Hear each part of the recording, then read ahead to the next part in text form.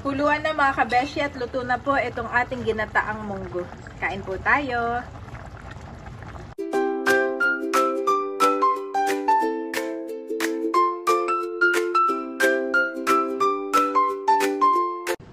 Kamusta mga kabeshi? Ngayon po ay magluluto tayo ng ginataang munggo. Nung nakaraan ay nung nakaraan po, nagluto ako ng ginisang munggo. Ngayon naman ay lalagyan natin ng gata. Bale, ito po ay natikman ko noon sa housemate ko. Luto ng housemate ko na Bisaya, si Inday. Ay nagluto siya ng ginataang munggo. Tapos sabi ko, ay pwede pala yun. Nilagyan niya lang ito ng, syempre yung munggo, mga kabeshi, kalabasa, sitaw. Yun lang yung kanyang ingredients. Napakasarap. Saka itong gata. Pero ako lalagyan ko pa rin ng tokwa. Yan. So, maghihiwa lang po tayo ng mga ingredients. Bawang, sibuyas, at saka luya. So, ayan mga kabeshi. Ito po ang aking ingredients sa akin pong ginataang munggo na may mga gulay. Meron po tayong kalabasa. Yan, sitaw. Ang atin pong bawang, sibuyas, luya. Lalagyan ko rin po nitong tokwa. At syempre yung gata natin at munggo. Let's start na mga kabeshi.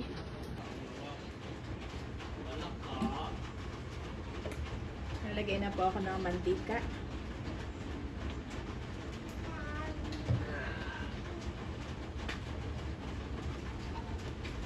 Ako po ay magigisa na ng bawang, sibuyas at luya.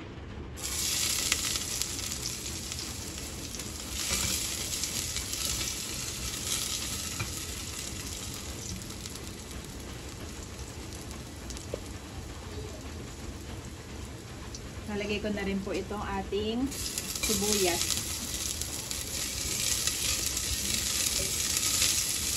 At yung pong luya. Ayan mga kabeshi. Ito nga palang munggo mga kabeshi ay akin na pong pinalambot. Lagay na po natin. Ayan. Isunod ko na po itong gata.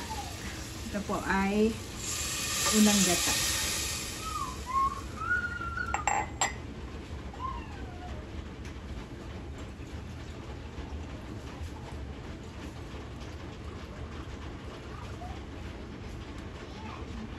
Dagdagan ko po ang tubig mga kabeshi.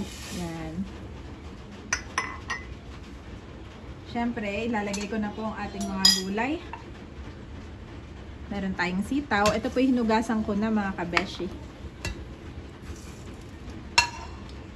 At meron din po tayong kalabasa. Yan.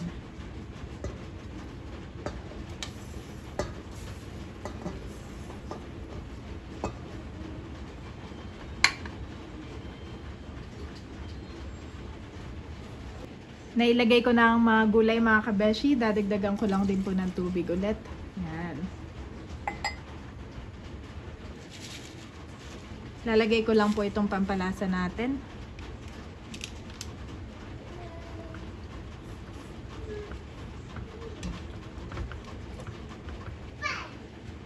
Takpan na po natin mga kabeshi at pakuluan.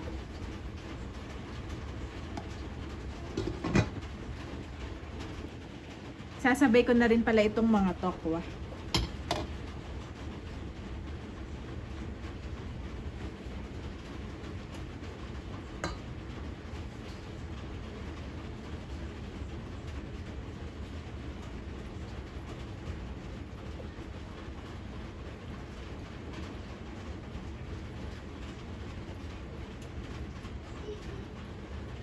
Instead of meat, ang ginamit ko na lang po ay itong tokwa mga kabeshi.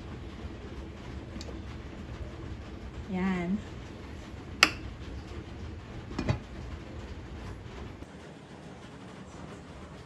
Habang ako po ay nagluluto, ay merong na nakakamiss sa akin.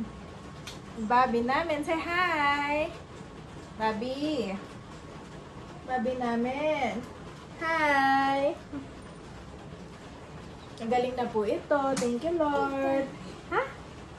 Where is Daddy? Where? Do you want to go up? Yes, up. Bobby wants to go up na and play. Yes! Wow! Yes! We will go up. Dito rin po si Andres. Mwah!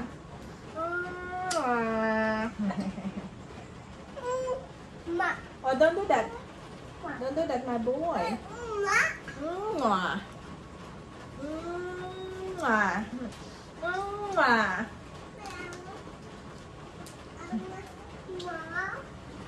Yes. Kuluan na mga kabeshi. Ayan mga kabeshi at kuluan na po. Ayan. Wow! Mukha po masarap ito mga kabeshi. Kain po tayo. Tikman na natin. Picture! 1, 2, 3! Yes, that is happy. Kain po tayo mga kabeshi. Ito Andres ay ginataang munggo. Kalabasa. Wow! Papakainin ko si Bobby ng kalabasa. Kalabasa. Saka sitaw. Saka munggo. Kalabasa. Healthy food. Don't say Bobby. Happy. Everyone is happy. Yes. Okay, pray. Pray na tayo. Yeah, I'm happy. Hallelujah, Jesus, O God. Lord, we thank you and we honor you. Salamat sa pagkain ito. Pagpalain mo nga po ito at may kalakasan po, Lord, na aming katawan. Patuloy mo nga po kaming ingatan, O God, sa bagyong karising, ilayo sa kung anumang kapakasan. In Jesus' name, Amen. Kaya po tayo mga kabeshi. Eat first my boy, then love. Oh, hindi ko alam na pwede palang gataan ng munggo. Actually, kay Chris ko lang nalaman. Meron akong housemate taga Cebu, si Inday. Ay siyang nag-asabi. Si Chris Dilo? Yes. Chris Delo, the one and only. Akin pong kasama sa room noon. Kilala ni Daddy. Ay siya nagluto ng ginataan. Oo, ako ko daw sa kanila ginagataan.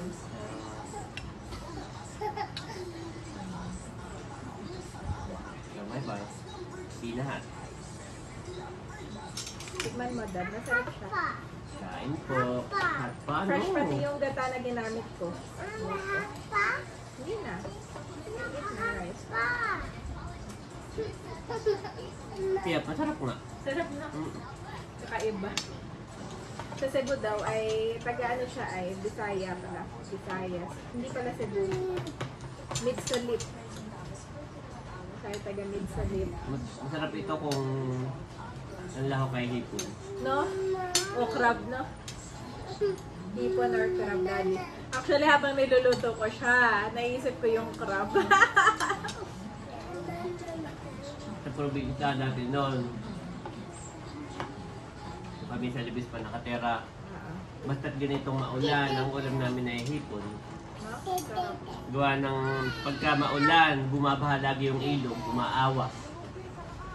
Nagiging labo. So pag labo, naninima kami gano'n. Si tatay, ibaron ako, naninima kami gano'n. Kasi mga hipong agos, taripis.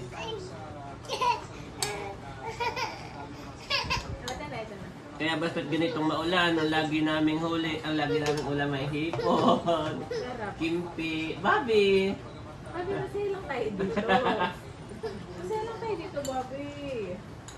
Masaya lang tayo, Bobby. Gusto niya kasi meron siyang kinukulit. Doon na, no? Ayun niya yung ganyan. Sinusubo-subuan siya. Boring. Ito na. Gusto niya po talaga yung meron siyang yung busy siya.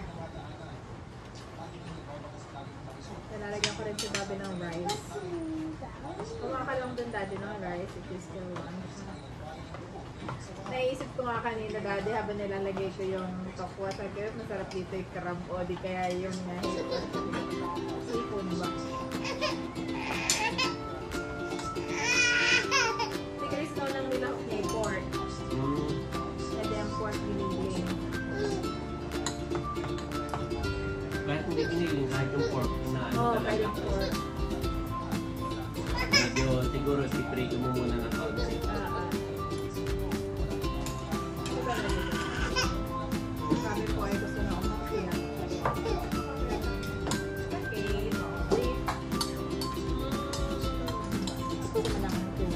Daddy, yung tubig niya yung green. Ito.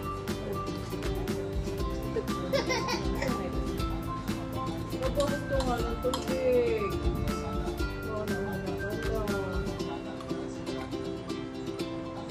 Hindi ako pa.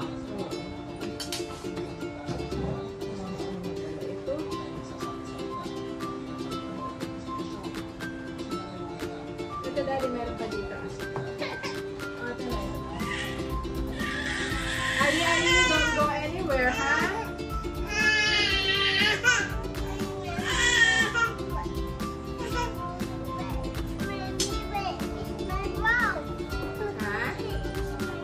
Where is your wow? Where's your water?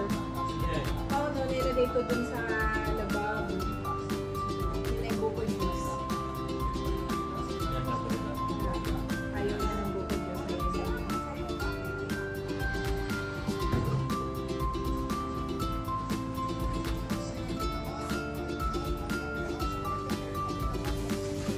Oh, nakaupo pala si Bobby.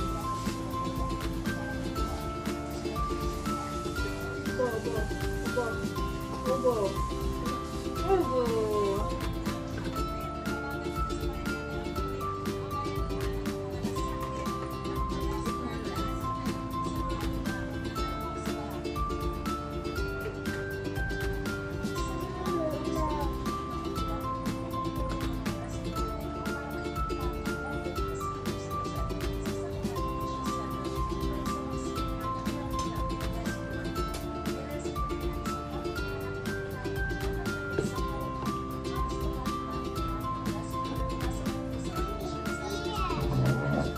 Nakakawa yung ibang lugar, mami. Grabe ang ano. Ingat po tayo mga kapisit, mga kamayan. Marami yung pinakaha sa Manila. At sa ibang parte ng Bulacan.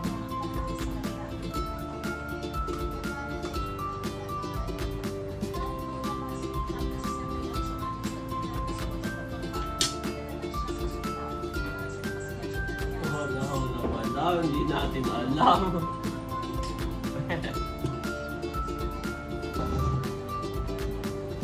Pero nagustuhan ko naman dati. Yeah, okay.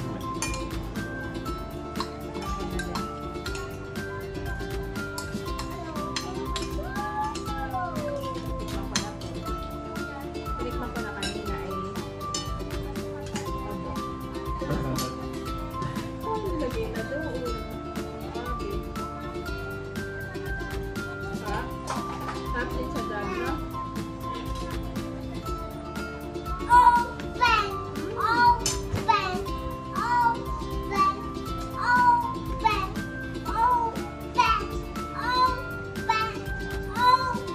Hindi na kumain. Kain pa.